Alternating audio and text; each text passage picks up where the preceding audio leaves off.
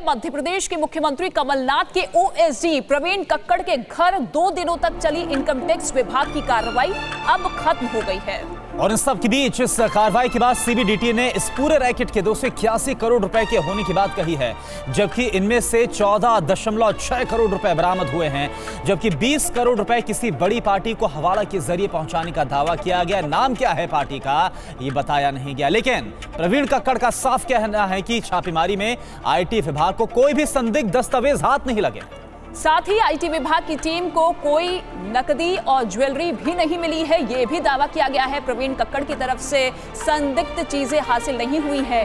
प्रवीण कक्कड़ ने दावा किया है कि ये पूरी कार्रवाई राजनीतिक है। टाइमिंग को लेकर सवाल उठाए गए हैं। पिछले 2 दिन से आईटी विभाग की तरफ से छापेमार कार्रवाई चल रही थी। अलग अलग ठिकानों पर कुल 50 से 52 जगहों पर ये छापेमार कार्रवाई चल रही थी। मध्य प्रदेश के अलावा अलग अलग राज्यों में भी ये छापेमार कार्रवाई चल रही थी और अब ये जानकारी मिल रही है कि 14 करोड़ 6 लाख रुपए बरामद कर लिए गए हैं। लेकिन प्रवीण कक्कड़ जो कि साफ तौर पर इस छापेमार कार्रवाई पर सवाल उठाते हुए और चलिए इस पर और ज्यादा बातचीत करते हैं। जितेंद्र हमारे साथ जुड़े हुए। जितेंद्र, ये ताजा खुलासा सीबीडीटी का कितनी मुश्किलें बढ़ा सकता है, और खास तौर पर क्योंकि ये सभी करीबी हैं कमलनाथ के?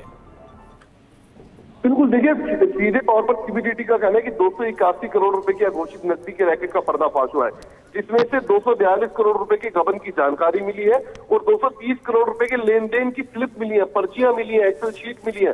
तो कहीं ना कहीं अब जवाब देना पड़ेगा इन लोगों को, ये बताना पड़ेगा कि आखिरकार ये पूरा पैसा कहाँ गया, कैसे ट्रांजेक्शन हुआ। दरअसल एक जानकारी मिली थी इनकम टैक्स विभाग को कुछ दिन पहले के चुनाव के दौरान बड़े पैमाने पर हवाले के जरिए पैसा इधर से उधर किया जा रहा है, चुनाव के लिए चंदा इकट्ठा किया जा रहा है, जिसके बाद ये एक साथ 52 जगहों पर रेड की गई। कमलनाथ के सभी करीबी थे और अब फिलहाल ये रिकवरी हो चुकी है। बड़ी संख्या में शराब की बोतलें बरामद हुई, स्लिप्स बरामद हुई, पैसे के लेन देन के ट्रांजैक्शन की जो कागजात थे वो बरामद हुए। बिल्कुल, हवाला के जरिए पैसों को इधर से उधर किया जा रहा था। एक बड़ी खेप के बारे में पता चल गया है। बहुत शुक्रिया जितेंद्र इस तमाम जानकारी के लिए। तो पिछले 2 दिन से आयकर विभाग की टीम की तरफ से ये कार्रवाई चल रही थी और ये बड़ी सफलता हाथ लगी है। और सीधे हम रुक कर रहे हैं अपनी सहयोगी प्रिया का, जो कि इस पूरे मामले को ग्राफिक्स के जरिए विस्तार से बताएंगी कि किस तरीके से आईटी विभाग की छापेमार कार्रवाई शुरू हुई और अभी फिलहाल ये कार्रवाई कहां तक पहुंची है। प्रिया जी, शुक्रिया रितिका और करुणा। तो चलिए ग्राफिक्स के जरिए इस पूरे मामले को सिलसिलेवार समझने की कोशिश करेंगे।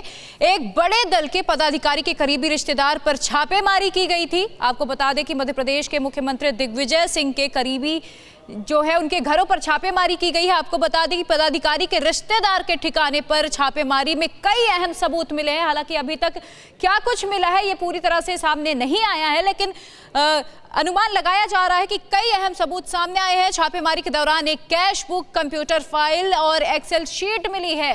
तो ये अहम जानकारी आपको हम ग्राफिक्स के जरिए समझाने की कोशिश कर रहे हैं। साथ ही कैश बुक में 230 करोड़ रुपए के लेन देन का जिक्र किया गया है। जी हां, 230 करोड़ के लेन देन का जिक्र भी किया गया है इस पूरे कैश बुक में।